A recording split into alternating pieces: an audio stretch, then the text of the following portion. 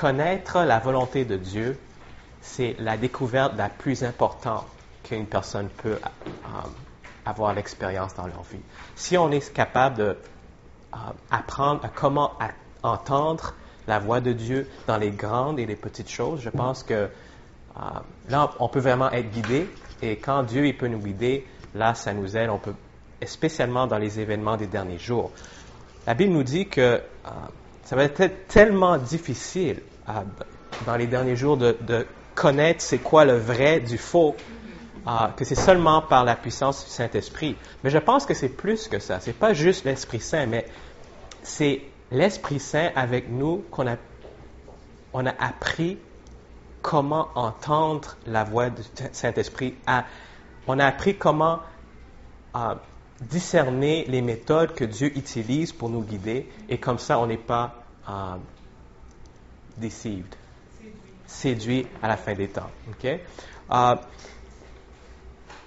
on parle comment connaître la volonté de Dieu dans notre vie, il y a des gens ou une question que j'ai souvent eue, c'est à quel niveau est-ce que Dieu nous guide?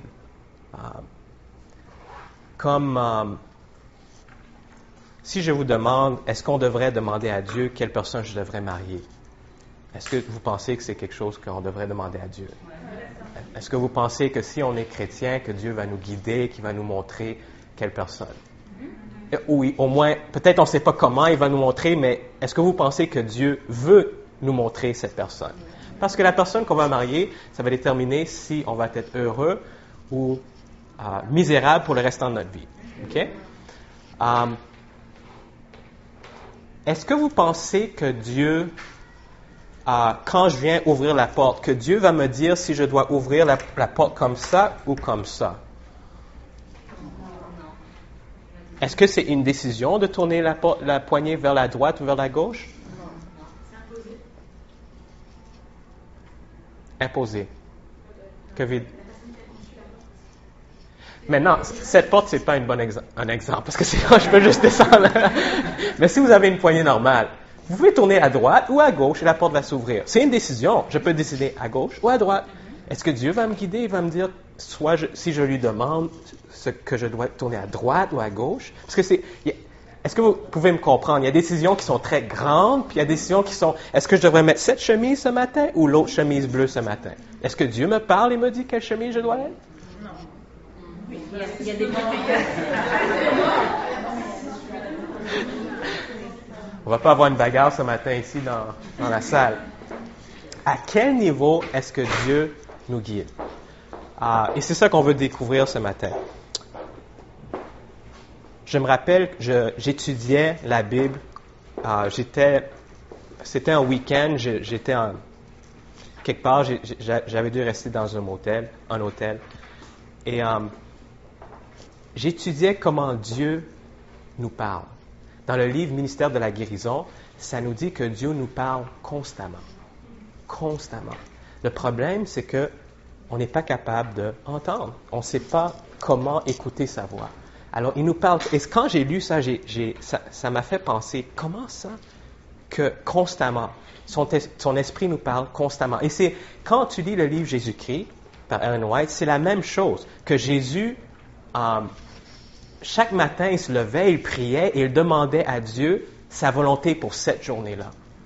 Et Dieu, le Père, lui communiquait ce qu'il devait faire durant cette journée-là. C'est sûr que peut-être c'était pas prends 5 pas, après tourne à droite et après, mais les principes, Dieu communiquait à Jésus. Il avait ce genre de connexion avec son Père.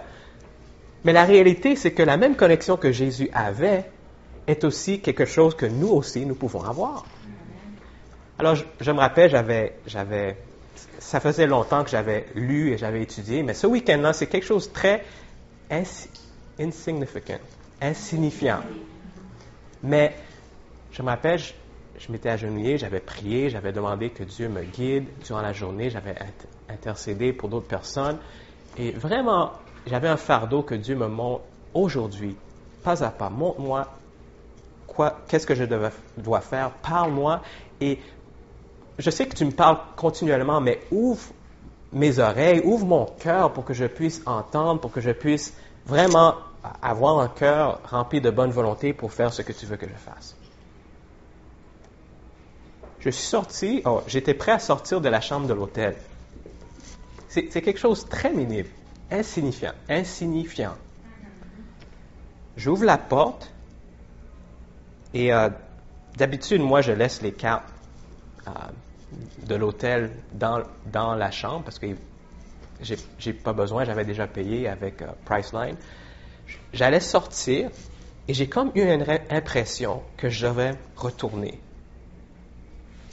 Et ça m'est arrivé beaucoup de fois dans le colportage. Mais ça, c'est des grosses choses. On gagne des âmes pour Jésus et Dieu nous... Mais les petites choses. Et je dis, c'est pas important. Là, j'allais presque fermer la porte. Puis quand on ferme la porte, c'est fini si t'as pas de carte. Quelque chose me dit, retourne dedans. Je retourne dans l'hôtel, dans la chambre. Puis je regarde alentour. Et je regarde juste en dessous des couvertures. Et là, c'est mes pyjamas qui étaient là. Maintenant, j'aurais pu aller acheter d'autres pyjamas. C'est même quelque chose que ça vaut même pas la peine de mentionner. Mais pour moi, c'était très important parce que j'ai réalisé que Dieu est intéressé dans les grandes choses et aussi dans les petites choses de nos vies. Et que Dieu nous parle constamment. Et si on a cette attitude d'écouter, pas juste le matin et après on part et on fait ce qu'on doit faire. Non. Pendant que je pars, j'écoute. Pendant que je conduis, j'écoute. Pendant que je suis à l'école ou au travail, j'écoute. Et les impressions que Dieu m'envoie, j'apprends à entendre de plus en plus, de discerner sa voix. Et j'ai mis mes pyjamas dans ma valise et je suis parti. Mais c'est incroyable comment cette expérience-là, très minime, m'a montré que Dieu est intéressé à nous guider. D'une manière spécifique. Dans votre Bible, au Psaume chapitre 32, on va lire quelques principes bibliques, comment Dieu veut nous guider. Psaume 32. On va aller un petit peu vite parce que j'ai tellement de choses à couvrir ce matin sur ça. Psaume chapitre 32.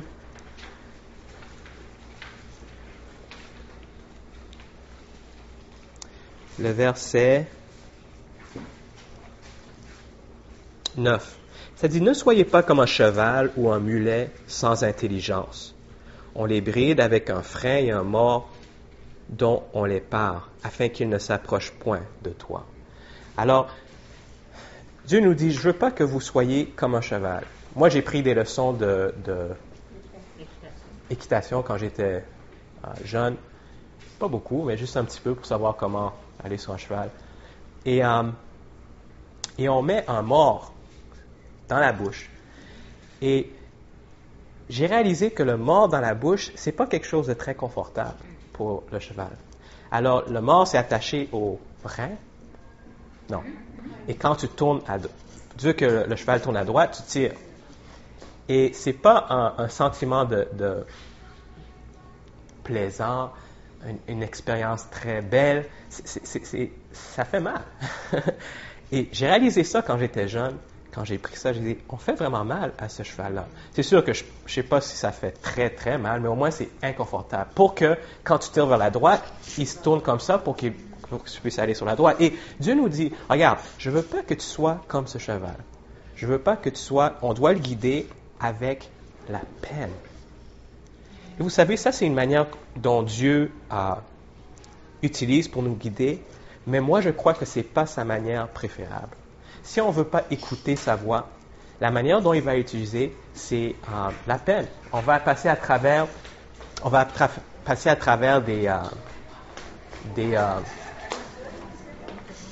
des tribulations. Peut-être tu vas devenir malade. Peut-être quelqu'un dans ta famille va mourir. Il y a toutes sortes de choses que Dieu laisse arriver quand on n'apprend pas comment entendre sa voix. Alors Dieu nous dit, regarde, je veux te guider, je veux te montrer la voie que tu dois suivre. Mais quand on parle d'être guidé par Dieu, ne sois pas comme le cheval, que je dois utiliser tout le temps la peine pour avoir son attention. Il y a une autre manière que Dieu préfère pour nous guider. Et ça se trouve dans le verset 8.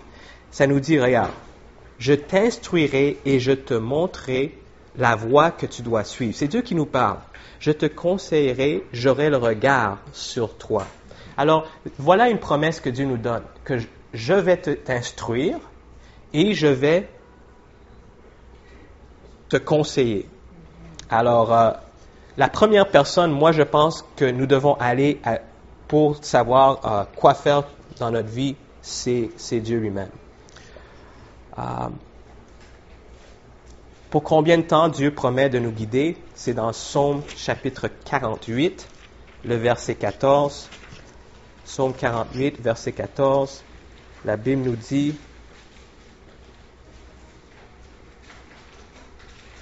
c'est 48.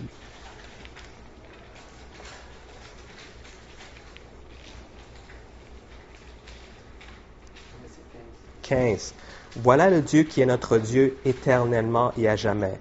Il sera notre guide jusqu'à quand? Jusqu'à la mort. Alors, juste de ces deux versets, on peut voir que Dieu a un désir de nous instruire, de nous guider, et il nous dit, regarde, je veux t'instruire, je veux te guider, je veux te montrer la voie que tu dois suivre, mais je ne veux pas utiliser la force, je ne veux pas utiliser la peine pour te guider. Sois pas comme un cheval.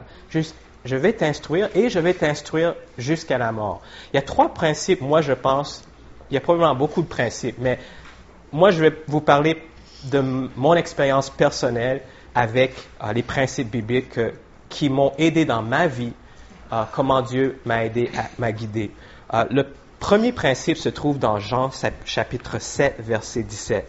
Ces 3 principes-là, après qu'on va je vais partager les 3 principes, moi je pense qu'ils sont fondamentaux. Ça se dit ça? Oui. OK. Pour être guidé. Et après ça, je vais aller à une certaine cotation d'Ellen White qui est encore plus spécifique sur des situations spécifiques. Et après ça, je vais aller sur une liste que moi j'utilise. Moi, je ne crois pas qu'on devrait utiliser une liste juste pour le fait que je fais, OK, j'ai fait ça, j'ai fait ça, j'ai fait ça, OK, maintenant, toi, tu dois me guider. Mais je pense qu'il y a des principes divins qu'on peut aller à travers pratiques qui nous aident à être guidés par Dieu. Alors, 3 principes, on va aller de fondamentaux.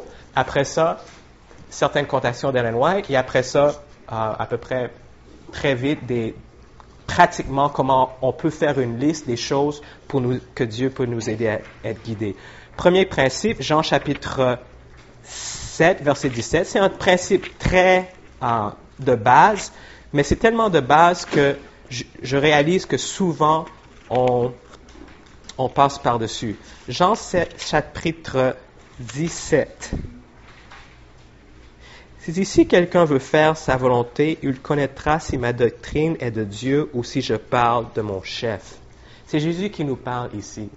Alors, les pharisiens, ils prennent beaucoup d'heures, beaucoup de temps pour étudier la Bible ou pour étudier l'Ancien Testament. Mais il y a un problème avec les pharisiens. Les pharisiens, ils étudient la Bible plus que tout le monde. Mais ils ne sont pas capables de reconnaître le Messie quand il vient. Alors, Jésus nous dit, regarde, si tu veux savoir la volonté de Dieu, si tu veux savoir l'instruction, ma parole, si c'est vrai ou comment être guidé, c'est quoi que vous pouvez voir ici dans le texte, qui est la formule? Notre désir de faire sa volonté. Le désir de faire sa volonté. Alors, ça c'est un principe fondamental.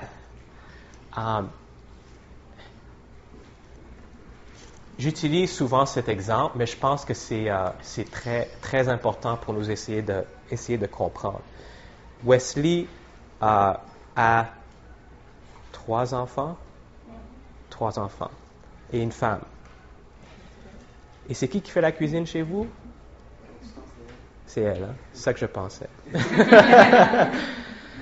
Alors Wesley est gentil, il dit, hey Jonathan, tu es ici à Montréal, pourquoi pourquoi tu viens pas manger chez nous? Et je dis, OK, je vais. Et Wesley me demande, qu'est-ce que tu aimes manger? Je dis, j'aime vraiment du spaghetti. J'adore le spaghetti. Alors, il dit, OK, c'est bon. Le lendemain matin, je vais chez Wesley et on a des patates et du macaroni. Non, des patates et la viande végétarienne.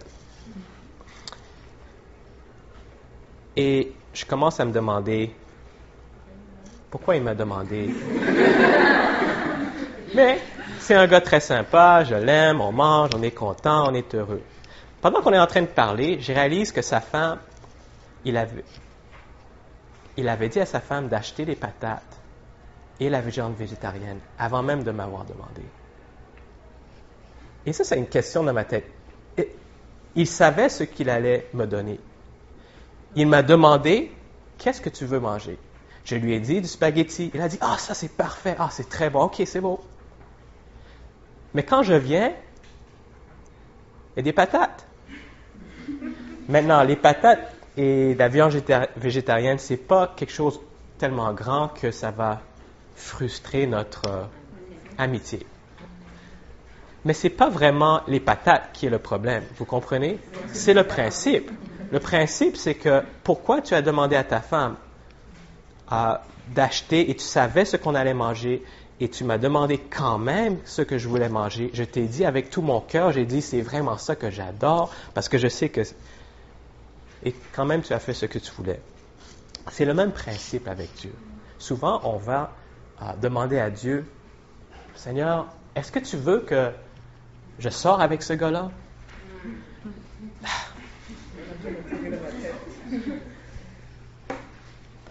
Mais on se demande pourquoi Dieu ne nous parle pas. Et on prie, mais vraiment dans la tête, on s'en fout ce que Dieu va nous dire. Parce que qui nous dit oui ou non, on va aller quand même avec ce gars-là. Et on demande juste, peut-être par principe, ou juste au cas où que peut-être Dieu voudrait. Et parfois Dieu nous répond. Mais la plupart du temps, le principe c'est qu'il faut avoir le désir de faire sa volonté avant de venir lui demander. Alors si tu viens lui demander, il ne va pas te répondre. Parfois, il peut te répondre. Et s'il te répond, qu'est-ce que tu vas dire? Tu vas dire, j'étais juste curieux. Merci beaucoup. Et tu vas continuer à faire ce que tu veux faire. Alors, dans les relations humaines, on comprend ça. Pourquoi on ne peut pas comprendre ça aussi pour connaître la volonté de Dieu? Alors, c'est pour ça que quand j'étais jeune, j'ai commencé à prier. Au lieu de prier, Seigneur, montre-moi ce que tu veux que je fasse. J'ai commencé à prier, donne-moi le désir de faire ta volonté. Donne-moi le désir. Parce que je sais que si je peux avoir le désir de faire sa volonté, là, il peut me montrer. Et vous savez, souvent, ce que Dieu nous demande de faire n'est pas toujours agréable. Alors, c'est pour ça qu'il faut sincèrement prier cette prière. Il faut être honnête avec nous. Si Dieu te montre à faire quelque chose et tu ne veux pas le faire, il faut prier. Au lieu de dire, Seigneur, change d'avis, ou je sais pas, il faut prier, Seigneur, donne-moi la volonté de le faire, et là, il va te le donner, et là, tu es capable de suivre. Et c'est pour ça que moi, vous savez, je suis en charge des colporteurs. Les colporteurs, ça va de porte en porte. C'est pas quelque chose qui est plaisant. On ne se lève pas le matin et dit « Hey, je vais aller être rejeté des hommes. OK, on s'en va. » C'est pas quelque chose qui est naturellement agréable à l'esprit humain. Mais quand on prie « Donne-moi le désir de faire ta volonté », parfois il nous appelle à faire des choses agréables, parfois pas si agréables. Mais je peux vous garantir que le chemin que Dieu a choisi pour votre vie, c'est le chemin où que vous aurez le plus de bonheur. Ça, c'est garanti. Alors, le premier principe, c'est quoi? Parfait. Le deuxième principe, ça vient dans Ésaïe chapitre 58. Ésaïe 58. Et on va regarder le verset 6. On va commencer avec le verset 6.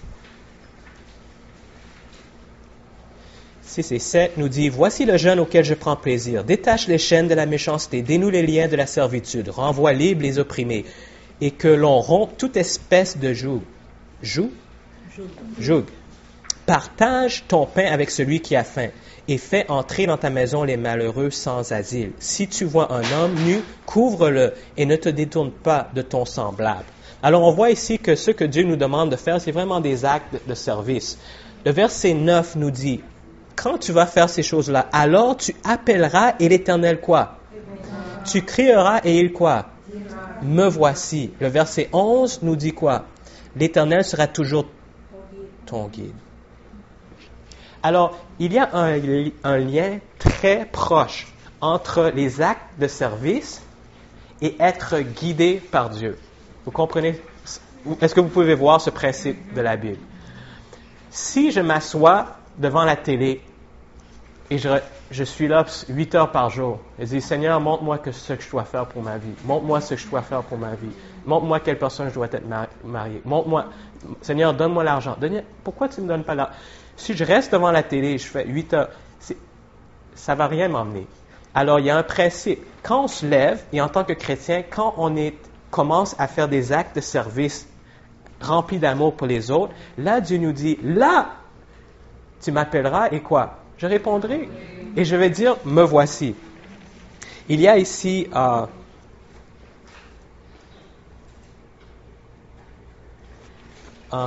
texte d'Ellen White, je vais juste le lire.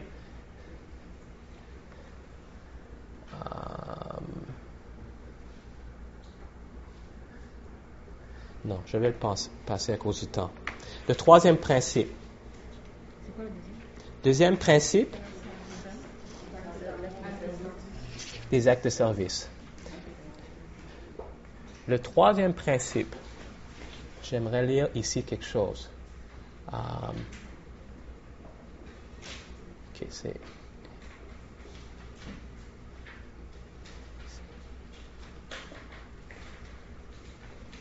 OK. C'est une cotation d'Ellen White. Ça dit, de 3 manières différentes, le Seigneur nous révèle sa volonté. Alors, il faut se rappeler de ça. Il nous guide et nous prépare à guider autrui. Comment reconnaître sa voix de celle d'un étranger? Comment la distinguerons-nous de la voix d'un faux berger? Dieu nous révèle sa volonté dans sa parole, la première, les Saintes Écritures. Sa voix se révèle aussi dans les interventions de la providence. Alors ça, c'est la deuxième manière comment Dieu se révèle pour nous. Et nous la reconnaîtrons, alors on va reconnaître sa voix, si nous ne séparons pas nos âmes de lui, en marchant dans nos propres voies, agissant selon nos propres volontés et suivant les incitations d'un cœur non sanctifié, jusqu'à ce que les sens soient devenus si confus que les choses éternelles ne se discernent plus et que la voix de Satan soit déguisée à un tel point qu'elle est capable qu'elle est acceptée en tant que voix de Dieu. Alors, comment on peut dire ça en d'autres mots? Dieu nous parle à travers sa parole. Il nous parle à travers les interventions de la providence. Et aussi, il nous parle à travers son Saint-Esprit. Elle commence à nous parler un peu plus tard. Et on sait aussi qu'il nous parle à travers la nature, mais c'est l'Esprit Saint qui nous montre les leçons de la nature. Alors, mais ici, elle nous dit, si nous ne séparons pas nos âmes en marchant dans nos propres voies, agissant selon nos propres volontés et suivant les incitations d'un cœur non sanctifié. Alors, la troisième étape, ou troisième principe fondamental, c'est que si nous voulons être guidés par Dieu, il faut exercer une certaine résistance contre le mal. Une certaine résistance contre le mal. Elle nous dit ici, c'est que si on ne résiste pas le mal, si on n'a pas cette résistance d'un cœur non sanctifié, ça devient un temps où on est tellement dilué qu'on va écouter la voix de Satan et on va penser que c'est la voix de Dieu. Alors ça, c'est vraiment... là, on a péché contre le Saint-Esprit. Là, c'est pas que Dieu veut pas nous sauver, c'est que la voix de Dieu, on pense que c'est la voix de Satan, et la voix de Satan, on pense que c'est la voix de Dieu. Et c'est ça qui est arrivé au sacrificateur dans le temps de Dieu, c'est ça qui est arrivé et même Saül. Il écoute Samuel, qui est vraiment Satan qui lui parle, et il pense que c'est la voix de Dieu qui lui parle. Okay? Alors, il faut les trois principes. Le premier principe, c'est avoir le désir de faire sa volonté. Le deuxième principe, c'est quoi? Les actes de service. Et le troisième principe? Résister au mal. Alors, si je veux que Dieu me guide dans les grandes décisions de ma vie, comme quoi étudier, où étudier, acheter une maison, quelle banque aller acheter, quelle personne je dois marier, des grandes décisions de la vie, si je veux que Dieu me guide dans les grandes décisions, il faut être willing. Disposé. Il faut être disposé d'écouter la voix de Dieu dans les petites décisions pour résister au mal. Alors, si Dieu me dit, tu sais, tu ne devrais pas vraiment manger cette chose-là. Mange quand même. Tu sais, tu gaspilles un peu de temps sur l'Internet ou devant la télé. Est-ce que c'est vraiment nécessaire? Est-ce que ça m'approche vraiment de toi? Juste un autre show. Juste un autre vidéo YouTube. Juste un autre. Je regarde, c'est rien de mauvais. C'est juste, j'ai travaillé fort, je veux juste relaxer. Est-ce que c'est vraiment bénéfique? Tu sais, parfois on se réveille et on a juste le temps de manger le petit déjeuner ou passer un peu de temps dans la Bible. Est-ce que ça vous a déjà arrivé? Et là, il y a un choix. La plupart des gens, c'est même pas un choix. On va manger. Mais c'est vraiment un choix. L'Esprit nous dit, hey, tu sais, tu peux peut-être manger plus tard ou tu aurais dû te lever plus tôt. Mais tu as besoin de passer un peu de temps avec moi. Est-ce que tu devrais vraiment dépenser autant d'argent sur cette sacoche ou peut-être cette chemise? Est-ce que tu penses que Jésus regarderait ce programme de télé ou écouterait cette musique? C'est des petites impressions. Et on les jette de côté. Il n'y a personne qui nous juge. Même les gens de l'Église font la même chose. Même le pasteur fait la même chose. Alors, mais si vous voulez être guidé pour les grandes choses, Dieu nous dit qu'il faut résister le mal pour les petites choses.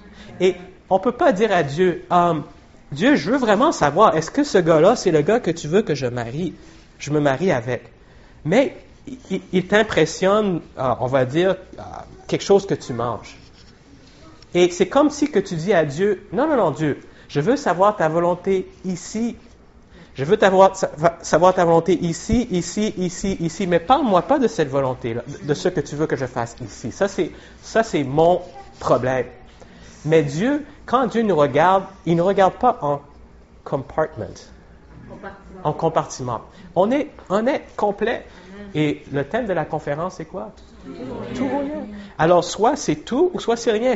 Si on veut être guidé par Dieu, on veut savoir ce qu'il veut que nous fassions dans les grandes choses. Il faut avoir le désir de le suivre dans les petites choses. Alors, on récap et on va quelque part d'autre. Alors, le premier... est-ce que Dieu veut nous guider? Oui. Est-ce qu'il veut nous instruire? Oui. Comment tu sais ça? Il a dit où ça? Son. OK. Est-ce que Dieu, sa méthode préférable, c'est de nous guider avec la peine? Non. Il veut nous instruire.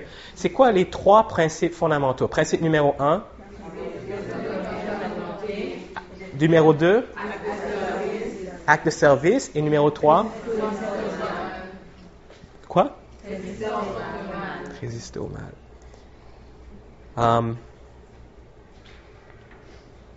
Vous savez, parfois, ce que Dieu veut de nous est vraiment pénible. Vraiment pénible. Et j'ai plusieurs expériences dans ma vie où, je ne vais pas prendre le temps aujourd'hui de partager, mais vraiment où c'est comme tu veux quelque chose. Et je vais utiliser vraiment pour vous autres un gars ou une fille. Quand on est jeune, c'est vraiment... C'est ça que Satan utilise pour emmener le plus de misère dans la vie des jeunes. Et on nous dit ça dans les messages pour la jeunesse. C'est que si tu maries quelqu'un que Dieu veut pas que tu maries, c'est chaque jour tu te lèves à côté. Ou peut-être pour 1 an, tout va être beau, ou 2 ans, mais chaque jour après ça, tu te lèves à côté de quelqu'un qui n'a pas encore consacré, et c'est vrai, il y a des gens, le mariage qui est mal conçu, ça peut emmener le plus, Ellen White nous dit, le plus de misère que n'importe d'autre chose. Alors, en tant que jeunes gens, c'est vraiment ce qui est le plus important. On aime d'autres choses et Dieu nous parle parfois de la musique, des affaires comme ça, mais une des décisions les plus importantes que vous allez prendre, c'est la personne avec qui vous avez passé le restant de votre vie. Et tu sais, je travaille avec beaucoup de jeunes et je réalise ça, c'est une des choses que les jeunes veulent le moins entendre la volonté de Dieu à propos.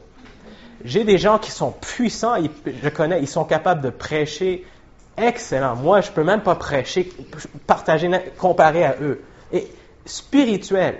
Mais quand ça vient sur les relations, c'est une des choses que Dieu ne peut pas toucher. Que quand je trouve la madame que je veux, ou le gars, même Dieu lui-même pourrait venir et lui dire sérieusement, c'est pas le gars. Et tu commences à questionner si c'est vraiment Dieu, peut-être c'est un ange Satan. Okay? Alors, moi, la raison que je pense que c'est très important, c'est que il faut apprendre à appliquer ces 3 principes fondamentaux pour les petites choses et être exercé à entendre la voix de Dieu, à avoir le désir de faire sa volonté. Parce que quand le coup de foudre arrive à toi, tu peux te dire non, ça va jamais m'arriver. Moi, je suis quelqu'un de très intelligent, de très stable. Il n'y a rien qui va me changer. Il n'y a pas une fille qui va venir prendre mon cœur. Jamais. Mais le jour que ça va t'arriver, les fameux derniers mots. Alors, pratiquons maintenant à avoir un cœur soumis et à suivre sa volonté. OK. On va aller maintenant juste qu'est-ce qu'on va faire maintenant? Avant de pratiquer. Merci. OK. Oui, merci, s'il vous plaît. Alors, vous voyez ici, je voulais vous donner ça en imprimé, ça pour vous, mais comme il me charge 2-3 $ la page ici sur l'hôtel, alors j'ai dit qu'on va le lire. OK? Alors, on a les fondations pour te suivre, bonne volonté ou le désir de faire sa volonté, l'esprit de service et la résistance au mal. Alors, est-ce qu'il faut faire des plans? Moi, je connais beaucoup de gens, quand ils sont des chrétiens très neufs. Là, ils disent, non, moi, je ne fais pas de plan. Jésus va revenir demain. Et moi, là, et quand je sors, je ne vais pas à l'école, je ne vais faire rien, je vais aller et l'Esprit me parle chaque jour ce que je dois faire. Alors, ce que je dois faire, demain, je vais me lever et l'Esprit m'a dit, est-ce que vous avez déjà entendu des gens qui disent, l'Esprit m'a dit de dire ça, j'ai reçu un rêve hier, et peut-être que oui, mais est-ce qu'on doit faire des plans? Ici, vers Jésus, consacrez-vous à Dieu dès le matin, que ce soit là votre premier soin. Votre prière doit être, prends-moi, ô Dieu, comme ta propriété exclusive. Je dépose tous mes plans à tes pieds. Alors, c'est qui a fait les plans? C'est nous. C'est sûr qu'on fait les plans avec les principes divins. C'est pas, je vais voler une banque et là, tu donnes tes plans. Non. Tu connais, ça, c'est pas un principe divin. Mais les principes que toi, tu connais, tu le mets aux pieds de Dieu. OK? Je dépose tous mes plans à tes pieds. Emploie-moi aujourd'hui à ton service. Demeure en moi et que tout ce que je ferai soit fait en toi. C'est là une affaire quotidienne. Soumettez-lui tous vos quoi?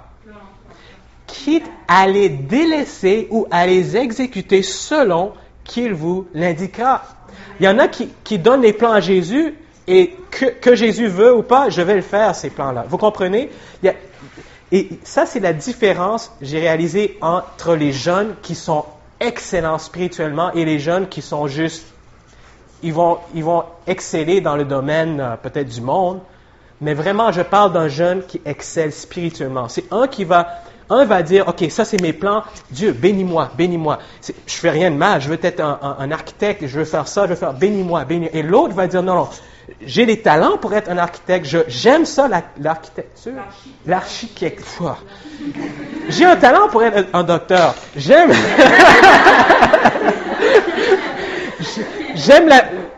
ce que les docteurs font. Et j'ai le désir, depuis que j'ai 5 ans, je veux être docteur et j'ai des rêves d'être docteur et je veux aider les gens. Je veux pas être docteur à cause de l'argent. Mais Seigneur, qu'est-ce que toi tu veux que je fasse? Je laisse mes plans entre tes mains.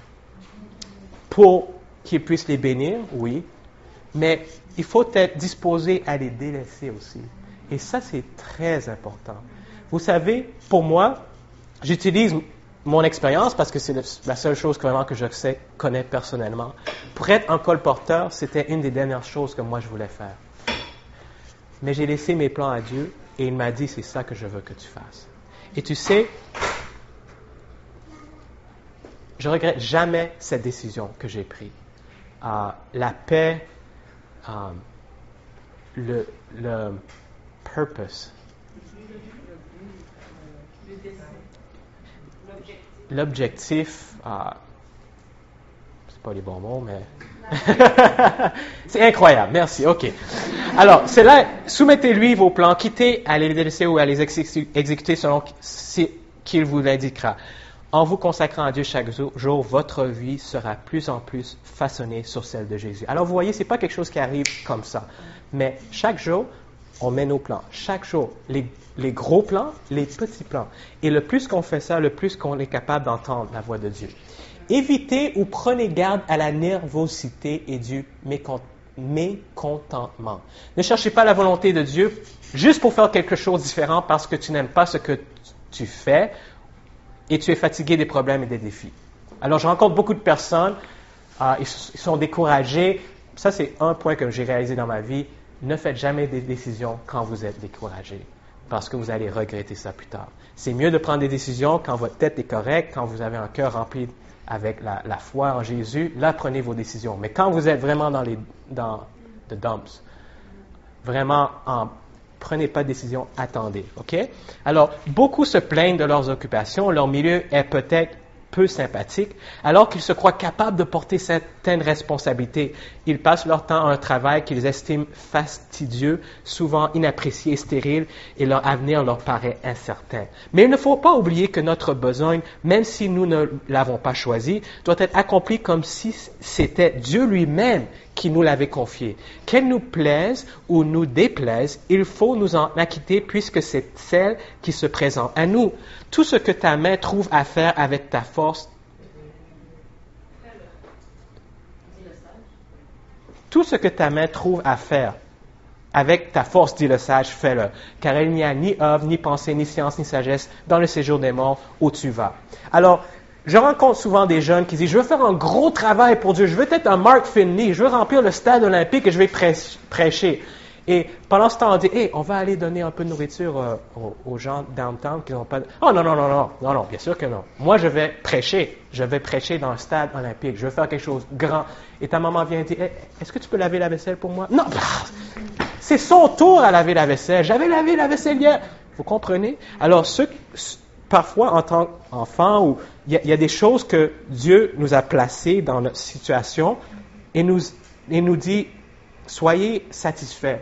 Faites ce que vous faites. Alentour de vous, faites le mieux. Et après, quand vous êtes fidèle dans les petites choses, un jour, il va vous donner le stade olympique. Amen? OK. Prendre des décisions, c'est mieux de ne pas en prendre une dans le travail de Dieu. Il y arrive qu'il y a différents chemins, différentes méthodes de travail et que l'esprit hésite entre les uns et les autres. C'est à ce moment-là qu'il faudra faire une judicieuse discrimination. Et si on peut avancer dans la bonne direction, qu'on le fasse au moment opportun. L'un des plateaux de la balance penche-t-il à peine? Il faut s'en rendre compte et se décider aussitôt. Les longues hésitations lassent les anges. Qu'est-ce que ça veut dire lasser? Fatigue les anges. Vous savez que les gens se fatiguent? Vous savez pas ça, hein? Il est même plus excusable de prendre une mauvaise décision que de rester sans cesse dans l'alternative, inclinant tantôt dans un sens, tantôt dans l'autre. Une telle attitude fait souvent plus de mal que trop de hâte. Alors, souvent dans ma vie, j'ai suivi les principes fondamentaux dont je vous ai parlé. Et j'ai une décision à prendre. Et je suis là et je ne sais pas quoi faire. Je n'ai pas entendu la voix de Dieu. Je dois faire une décision. Je dois faire une décision maintenant. Parce que la personne doit savoir quoi je dois faire. Et vous comprenez.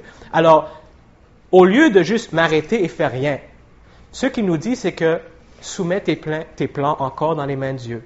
Et en accord avec la sagesse ou ce que tu crois ou que tu connais, juste prends une décision. Et vous savez, je ne parle pas d'une décision d'aller voler une banque ou aller partager la parole de Dieu. Je parle de bonnes décisions. Est-ce que je dois aller cet été travailler avec les pauvres ou cet été travailler avec ceux qui sont aveugles? Et les deux sont un ministère puissant. Les deux, on a besoin de Dieu. Change des vies, transforme des vies, etc.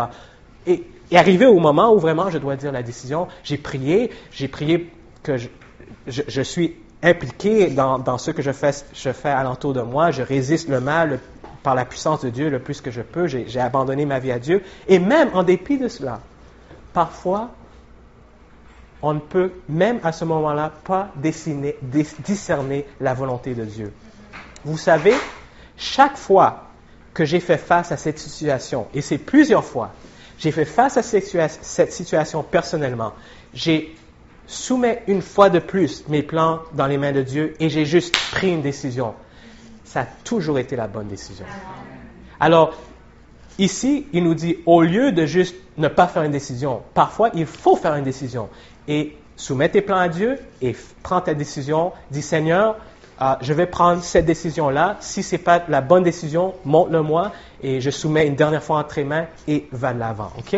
Évitez de demander pour des signes. Je pense que c'était ma mère qui avait... Je pense que c'est ma mère, je me rappelle plus. Mais il y avait quelqu'un qui m'avait dit, Jonathan, j'avais prié que Dieu me montre quoi faire. Et j'avais prié que si c'est sa volonté, que j'ouvre ma fenêtre le matin et les oiseaux, ils vont voler comme ça. De l'est à l'ouest. Non, c'était sérieux. Et si c'était pas sa volonté, que quand j'ouvre, les oiseaux allaient voler de l'ouest à l'est. Et elle a dit, j'ai ouvert ma fenêtre et les oiseaux volaient partout. Je savais pas quoi faire. Est-ce que jeter en l'air un morceau de papier ou une pièce de monnaie pour observer comment il tombe et en déduire ce que Dieu veut nous procurera une expérience à la gloire de Dieu? Non. Et quoi? Non. Au contraire, l'expérience religieuse en sera gâtée. Quiconque dépend de ces choses pour se diriger a besoin du nouvelle quoi? Wow, ça c'est fort. Nouvelle conversion. Alors il y a des gens qui disent, OK, je sais pas quoi faire. J'ouvre ma Bible parce qu'ils entendent un témoignage dans l'église que quelqu'un avait été vraiment déprimé. Ils ont ouvert la Bible, ils ont pris un texte et c'était le bon texte. Et c'est pas le bon texte. C'est pas le bon texte. Et je l'ai fait moi aussi, alors je parle de... Et ça parle de... qui engendra. Ça n'a aucune connexion avec ce que je veux être guidé. C'est sûr que parfois Dieu utilise... Dieu est miséricordieux. Et si notre foi est si faible, Dieu, il nous aime tellement, il veut nous guider. Et c'est pour ça que vous avez réalisé que même s'il y a des principes qu'on suit, parfois Dieu... les gens, c'est juste Dieu qui connaît le niveau de spiritualité que les gens ont avec lui. Vous comprenez? Ou la connexion. Et il sait que, OK, cette fois-ci, je dois l'aider. Parce que son cœur est vraiment pur, son cœur est vraiment sincère. Mais vraiment, il y a des principes divins que peut-être ça peut marcher 50% des fois, 50% ça ne marche pas. Mais quand on suit les principes divins, ça marche tout le temps. Amen? Ou ça fonctionne tout le temps. Alors, au lieu de lancer quelque chose dans l'air, si c'est pile, c'est ça, ou si c'est face, c'est ça, il y a des principes. Les principes, il nous donne, il nous parle à travers sa parole. Il nous parle à travers les impressions de l'esprit. Il nous parle à travers les providences, c'est quoi? Tu l'as bien dit. L'intervention de sa providence. L'intervention de sa providence. Exactement. Et il nous parle à travers la nature, c'est l'esprit qui utilise la nature pour nous guider, mais il y a des fondements, des principes de fondement qu'il faut suivre. Comment être sûr de choisir la bonne carrière? Il nous faut suivre plus étroitement le plan de Dieu pour nos vies, accomplir de notre mieux l'ouvrage qui s'ouvre à nous, confier nos projets au Seigneur, être attentif aux indications qu'il nous donne par sa providence. Voilà ce qui nous guidera avec quoi? Sûreté dans le choix d'une profession. Alors les gens nous disent, une profession, je veux savoir ce que Dieu veut que je fasse, je dois lancer quelque chose dans l'air. C'est tellement facile de faire ça, de lancer quelque chose dans l'air. Et si c'est ça, je vais être un avocat. Et si c'est ça, je vais être un docteur. OK? Mais c'est pas ça qu'il nous dit. Voilà les principes. Principe numéro 1 que cette cotation nous dit. Il nous faut suivre, accomplir de notre mieux l'ouvrage qui s'offre à nous. Alors, Ghislaine, est-ce que tu peux laver la vaisselle, s'il te plaît? Non, je ne veux pas laver la vaisselle. Alors, ça, c'est ça. Mais Dieu, montre-moi, est-ce que je dois être un docteur? OK? Confier nos projets au Seigneur. On a déjà parlé de ça dans notre prière. Être attentif aux indications qu'il nous donne par sa providence. Parfois, vous avez peut-être déjà eu l'expérience, vous priez, quelqu'un vient de vous parler exactement de quelque chose que vous avez prié, et c'est comme un miracle. Pourquoi cette personne est venue me parler de cela? Ou il y a tellement de façons que Dieu peut utiliser pour nous guider à travers sa providence. Alors, il faut être attentif. OK? Voilà ce qui nous guidera avec sûreté. OK? Maintenant, je veux juste partager certains principes pour finir que moi, j'ai trouvé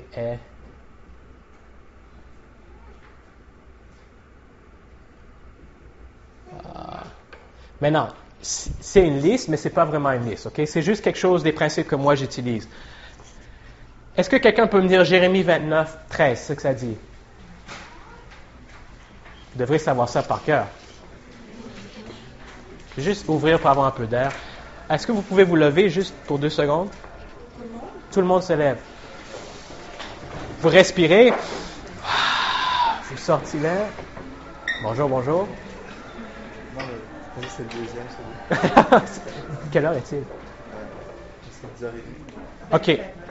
Je finis dans 3 minutes. OK? Vous pouvez vous asseoir maintenant. Vous pouvez rentrer, c'est gratuit. OK. Jérémie 29, verset 13 nous dit quoi? Vous me chercherez et vous me trouverez si vous me cherchez de tout votre cœur. Alors, voilà un principe. Le principe, c'est que si tu me cherches avec quoi? Tout ton cœur, qu'est-ce qui va arriver? Tu vas me trouver. Qui laisse à dire que si tu me cherches avec 99% de ton cœur, qu'est-ce qui arrive? Hein? Tu ne me trouveras pas. OK? Psaume 139, 23, 24. Quelqu'un peut me lire ça? 139, 23.24.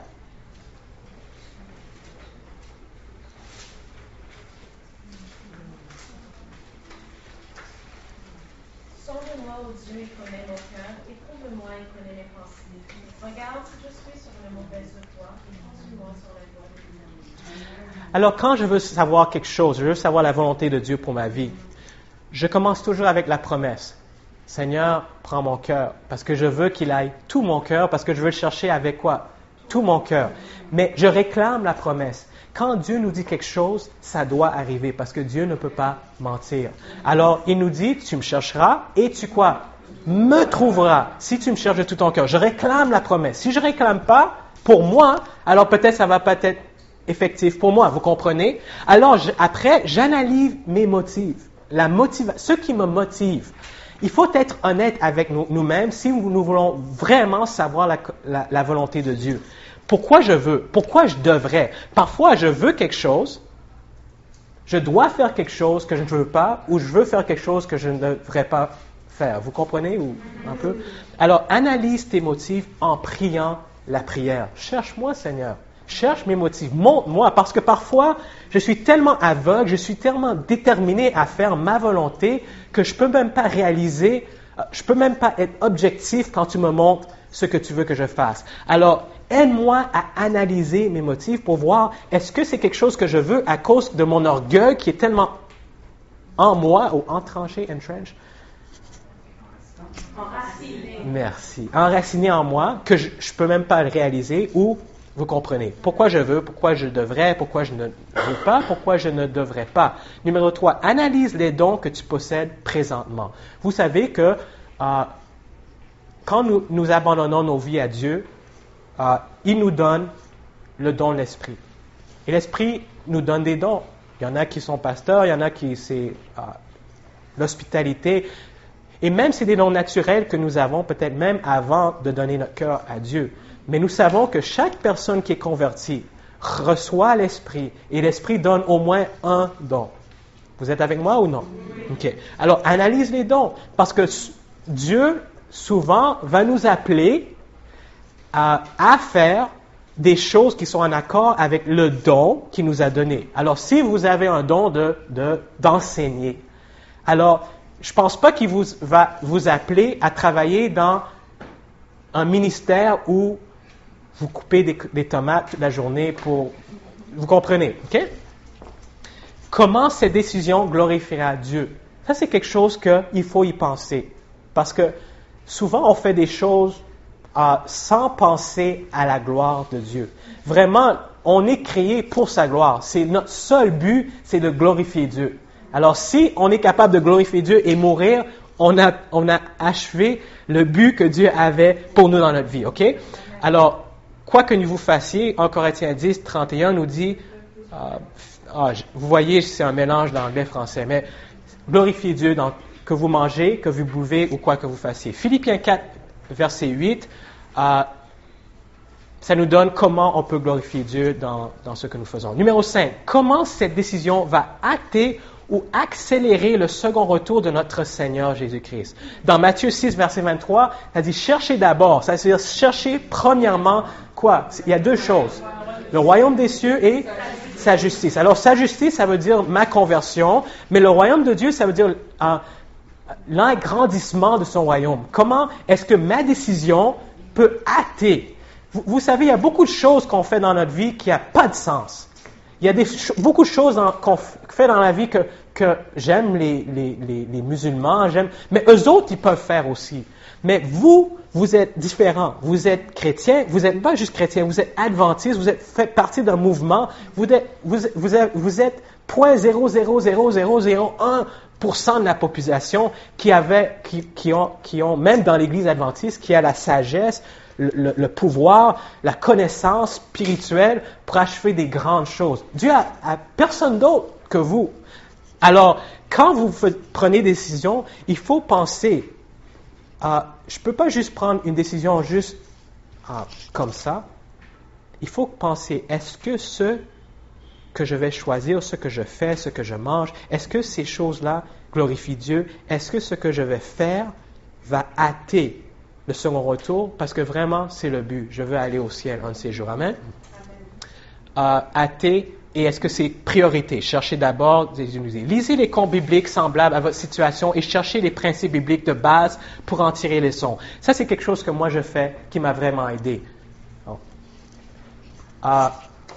C'est sûr que dans la Bible, ça ne nous dit pas tu vas marier Marc Leclerc demain à 3h15. Mais ça nous dit des principes qu'on peut lire. Et c'est intéressant comment l'Esprit Saint utilise les contes bibliques et va t'impressionner des principes spécifiques à ta situation. Vous savez ça?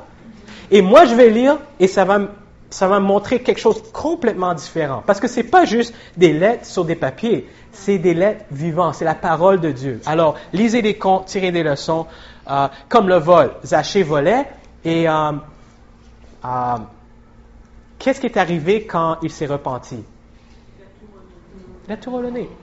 Il a redonné la moitié à ses pauvres et alors ça nous enseigne un principe de restitution.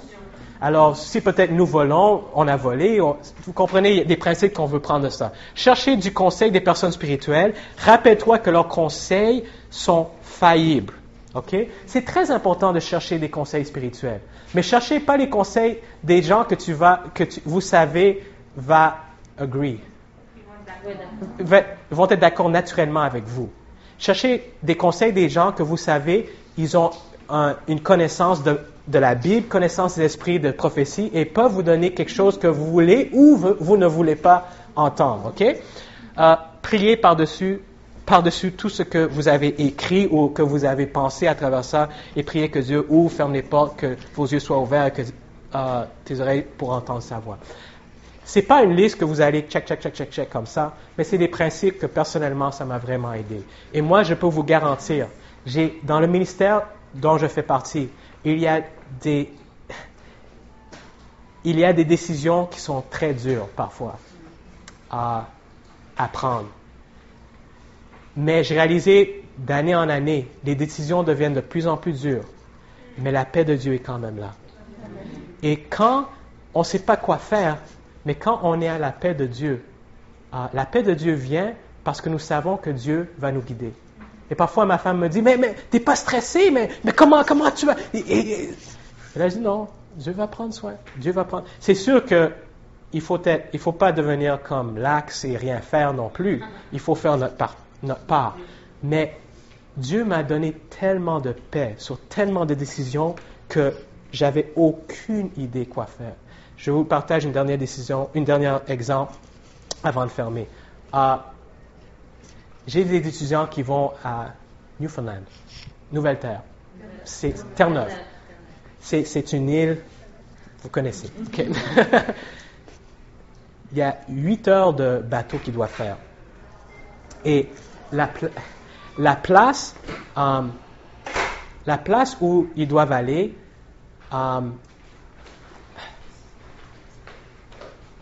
j'ai envoyé déjà les livres. Et quand on envoie les livres pour les colporteurs, c'est un camion qui emmène des grosses. Alors, les livres sont déjà envoyés. Mais la place où ils sont supposés rester, on dit on ne peut pas aller avoir les étudiants cette année. Et j'ai essayé de louer une place. Il n'y a personne qui peut nous louer une place pour des temps. Alors, j'ai déjà envoyé les livres. Mais les étudiants sont toujours sur... ils n'ont pas encore pris le bateau. Alors, je ne sais plus quoi faire. Comment, je ne peux pas trouver quelqu'un où ils peuvent rester. J'ai essayé toutes les églises, j'ai essayé les hôtels, j'ai essayé Kijiji, j'ai essayé Craigslist, j'ai essayé tout. Il n'y a nulle part où ils peuvent rester à Terre-Neuve. Mais les livres sont déjà là. Qu'est-ce que je vais faire avec ces livres? J'ai payé 500, 600 $ pour envoyer les livres là-bas. Mais il y a de la paix. Parce que je sais que Dieu va trouver une manière. Et la prochaine fois, quand je vais revenir à Jaffa, je vais vous partager comment Dieu a ouvert les portes. OK? Alors, voyez, ayez confiance en Dieu.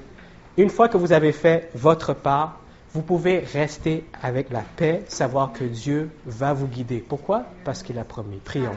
Seigneur, il y a tellement de principes que tu as partagés avec nous aujourd'hui. C'était un peu vite et peut-être pas très bien exprimé, mais je te demande que tu puisses aider chacun de nous à apprendre comment discerner ta voix à travers la parole, à travers ton esprit, et en suivant les principes que tu nous as montrés aujourd'hui.